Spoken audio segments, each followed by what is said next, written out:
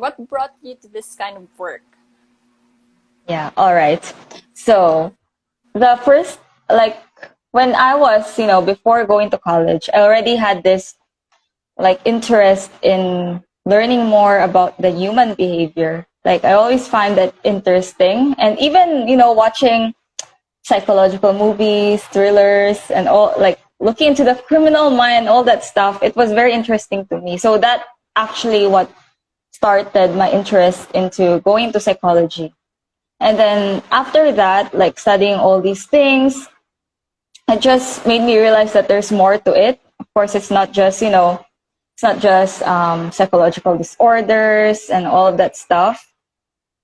It's really like taking care of ourselves, our like mental health and all of that. It doesn't have to be like, you have a disorder or anything. We can always take care of your mental health and be into this without having a disorder or any of that. But now that I got into coaching, I'm just really passionate into, building a community where a lot of people are helping one another achieve their goals and their purpose in life. Because back then, I was really someone who was very, unclear about my purpose, about what I'm going to do with my life. Like, I was just living on autopilot, like, just like working, earning money, and just waiting for the weekend in order to, I don't know, go to parties or be with people who, I'm not really, like, I don't really like hanging out with.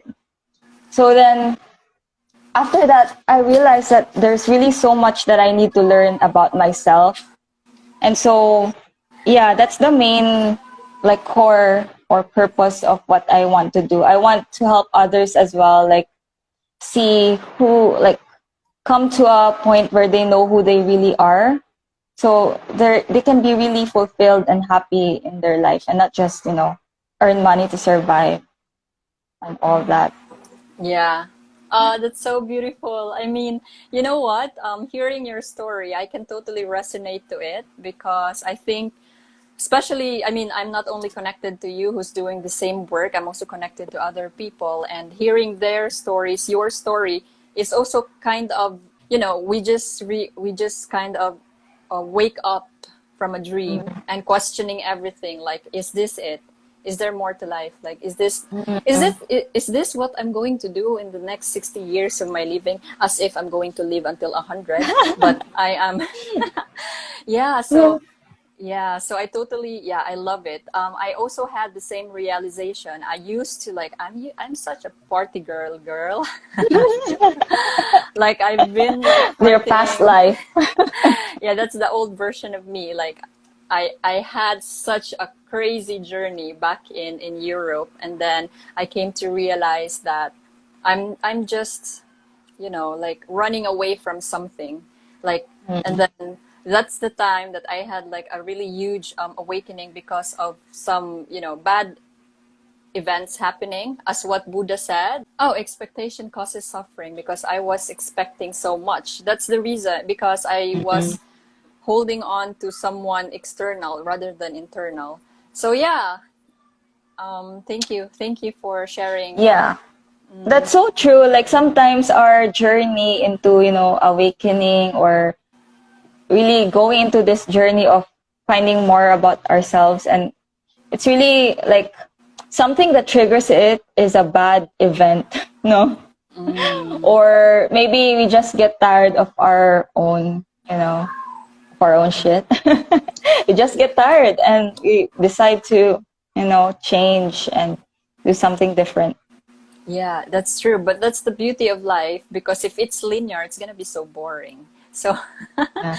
these bad events are actually somewhat like help us grow. Yeah, Yeah, so true.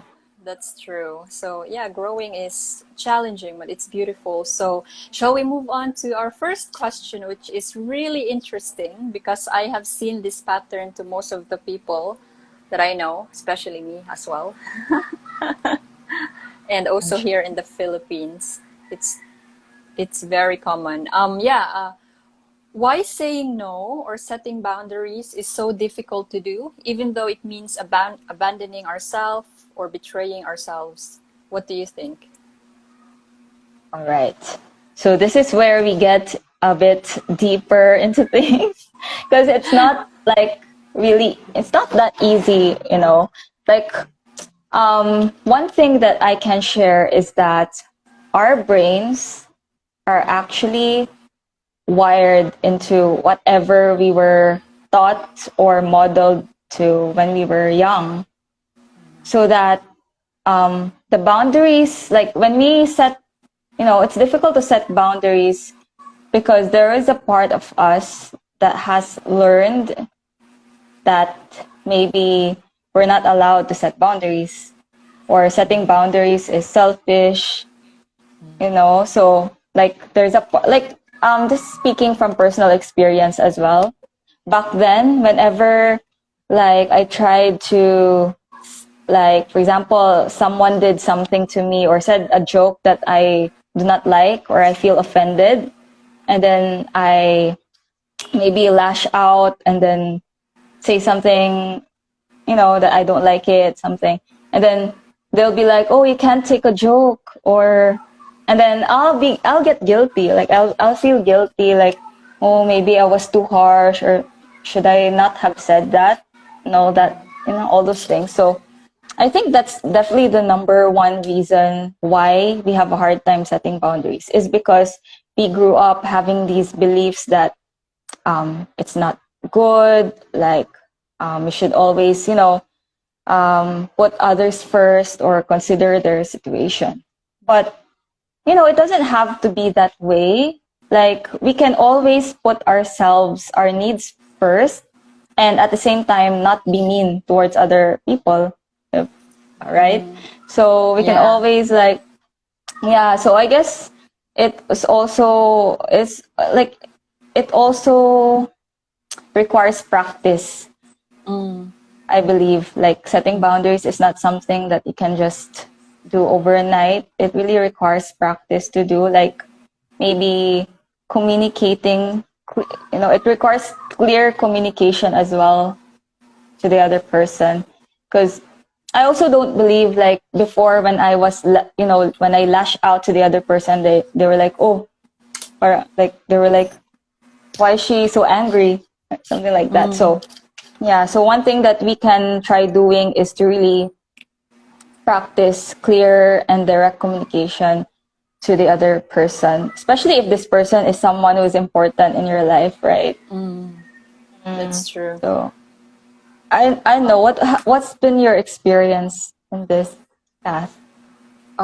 Yeah, I totally agree with you. Like all of our belief system, like how we act as a person, was molded when we were a kid. So we have our brain doesn't have a filter. It's so malleable. Like yeah, like whatever our parents, people, the surrounding will tell us, we will just accept everything as if it's real for us. You know, we don't know what's good Yeah. or bad. So who we are right now is a set of belief system that we're told in how to say, like what we saw when we were a kid, especially from these profound years of 0 to 7.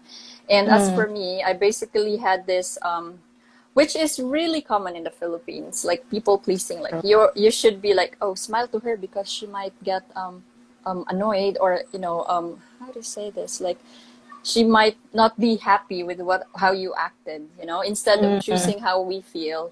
So I think this is one of the reason why setting boundary and saying no is really challenging for us. As for me, saying no, even if yeah, I actually grew up really stubborn. So if my family will tell me don't do that, I'll just like fuck it, I'll do it my still way. do it. So yeah, I'll still do it my way. So I had like this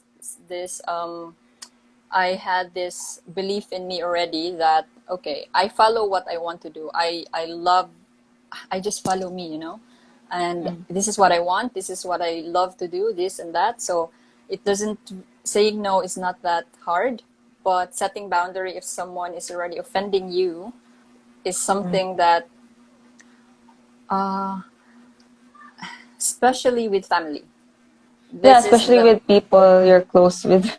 yeah. So I don't have any problem with the people outside my family. Mm, But for my family, I really need to, especially when I came home, like I need to explain to them proper communication. Like, okay, I respect you, you respect me because this is what I want. So yeah, we just need to accept it. Or else, mm, if we are into this kind of situation, the only thing we could do, not the only, but we can either change the situation, but we cannot control anyone.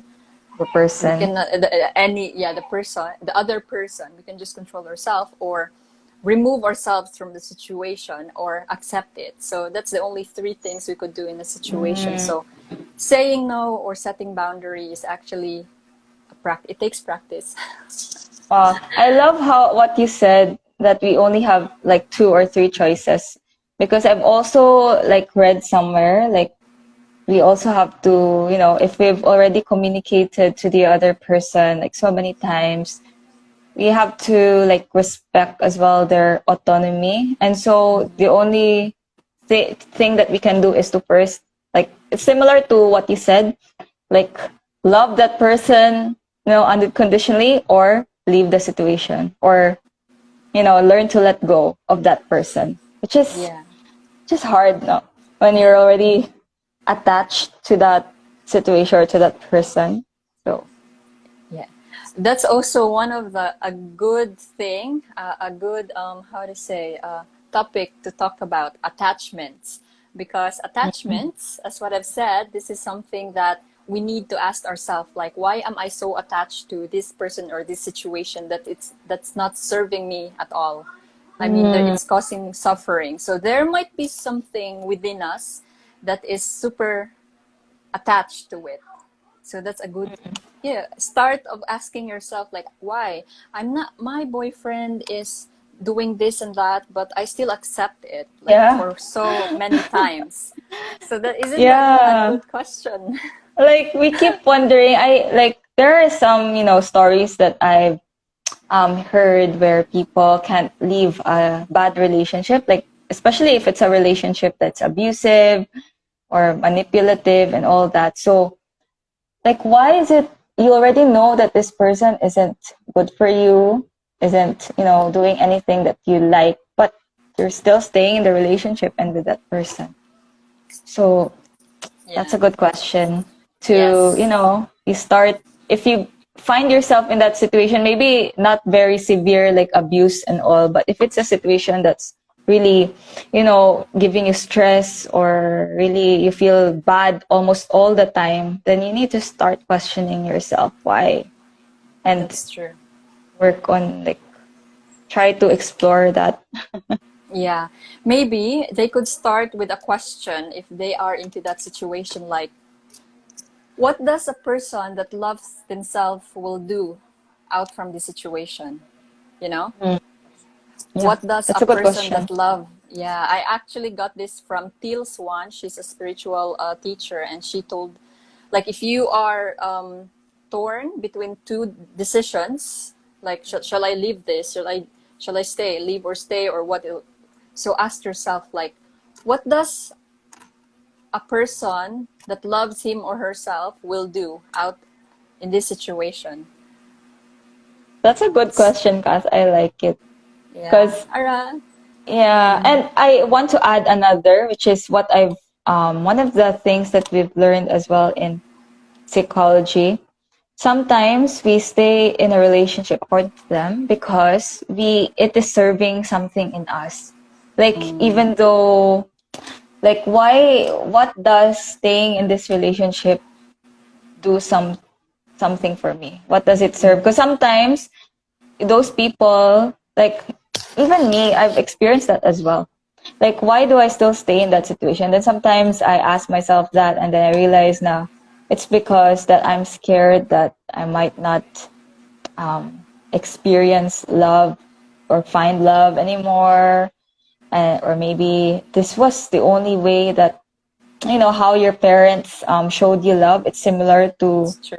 yeah, to what you experienced when you were young, and so you need to, then when you understand that, then you can find ways on how to actually, love, find love in a way that is healthy or actually good for you. That's So true. Yeah, that's a that really was good good. insight. Yeah, because, us humans only shows love to others how love has been shown to us. Mm, But the more we love ourselves, the more we focus our energy, time, and effort, love to ourselves, the more our standards get high. So the more we can actually don't tolerate these bullshits anymore. And, if mm, it's not serving me at all, then I have the self love and self worth and self belief that I can move out from this unhappy situation. So, yeah. yeah, that's so Even though it's true. Yeah, even though it's painful at first, but in the long run, it's very, it will give you that sense of peace and, being, sense of being at peace, Yeah, essentially. yeah. Yeah, that's true. So move. That's actually related to the second question that we have for each other. Like, how can old belief system can sabotage our dreams and goals in life? These limiting beliefs, and Mm. we already talked about it. But yeah, we can elaborate more. Yeah, that's another good question. And I can relate that to, to the previous example where we mentioned that, let's say you have a limiting belief about this is what love is. Like, let's say, love that was modeled to you when you were young was, let's say, you weren't shown affection, or maybe like, whenever you feel sad or angry, it wasn't acknowledged. So you have that limiting belief that is love, right? And so when you get older, that is a limiting belief, but your goal or your dream in life is to be in this kind of relationship, in a opposite kind of relationship, let's say. But then, because of that belief that you have, and like, whenever you try to set boundaries with the other person, but then they don't, respect your boundary, and so you find yourself like ignoring your boundary anymore. So that sabotages your dreams of being with the right person, with a person that will actually be good for you. So there's one. Yeah. Yeah, because there are a lot of limiting beliefs, right? What is another belief that you can share, maybe? There's actually a lot. Right now, I'm still like unfold. There's a lot of limiting beliefs Yeah, there's a unfolding in lot. front of me as I try to dig deep. But one of my limiting beliefs was I really had this one when I started my online business. That I am just an Asian. I'm just a nobody. Nobody will listen to me. This kind of stuff. So, I'm also good with playing small. Like I don't Mm, have a voice. I am just a nobody. I cannot say anything really significant to others. So it's so, but I have this internal thing inside of me like, fuck it. I've been growing so much. I have something to say, but but it's so contradicting. So that's one of the things that I actually tried to work on. I'm still trying to. And because if my dream is to make the business flourish and, grow. But mm, this kind of limiting belief is holding me back. So that's why old belief system will actually hold us back to achieve that dream life. It's because it's so contradicting to what we consciously want. mm, So that's how we sabotage it. So acknowledging it that you have that kind of limiting belief, asking where it came from and releasing it. It's mm. not like an easy way to do because you Release. really, yeah, Like, release. just one time. Yeah, it's not like, okay, I know this, so I'll release you. It takes time, it takes awareness, and like you need to really do Practice. the opposite. Yeah, the opposite way, to instead of like, oh, I'm so used to staying here and play small, so I need to, maybe if the situation will let me play big, I need to step outside more than staying where I Mm. am. Yeah, Yeah. self-worth and like feeling of undeservedness, undeserving or unworthiness is Undeserving of also, good things. yes, that's also one of the limiting beliefs that are that's common for all of us, like especially when it comes to relationships per se, as what you have mentioned, like all right, this person is already not is hurting me, I'm suffering more than making me happy, but why am I still here? Ask yourself, like, why am I still here? Mm, Maybe there's something, a limiting belief lying hidden deep beneath you, like telling you like, mm, all right, maybe you cannot find love anymore, you deserve this kind of stories that we tell ourselves. So unworthiness, like I don't deserve to be loved by any other else, like I deserve this, mm.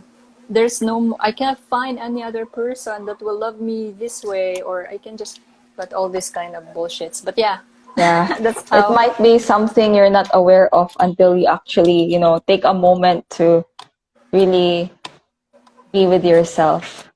That's true. That's Yeah. really true. And yeah, it actually, it's kind of related to the next question, which